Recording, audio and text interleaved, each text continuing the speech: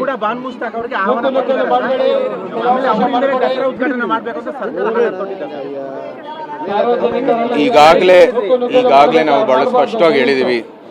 2023 ವೇದಿಕೆಯಲ್ಲಿ ನಡೆದಿರ್ತಕ್ಕಂಥ ಘಟನೆ ಅದು ಇಲ್ಲಿ ರಿಪೀಟ್ ಆಗಬಾರ್ದು.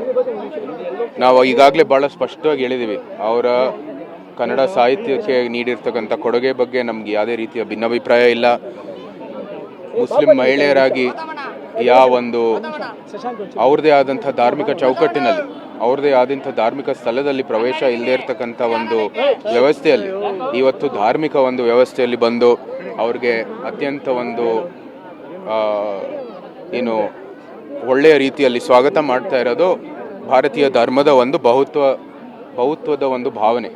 ಅದು ಯಾವತ್ತೂ ಸಹ ಇದ್ದೇ ಇರ್ತಕ್ಕಂಥದ್ದು.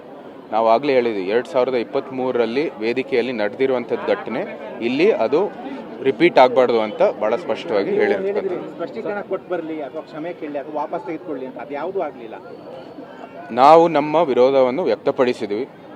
ಸುತ್ತಮುತ್ತ ಸಮಸ್ತ ನಾಡಿನ ಜನರು ಇದನ್ನು ಗಮನಿಸಿದರೆ ಅವರು ಕೂಡ ಒಂದು ಅಭಿಪ್ರಾಯವನ್ನು ಅವ್ರನ್ನಲ್ಲೂ ಕೂಡ ಇವತ್ತು ಒಂದು ರೀತಿಯ ಒಂದು ಬೆಳವಣಿಗೆ ಆಗಿದೆ.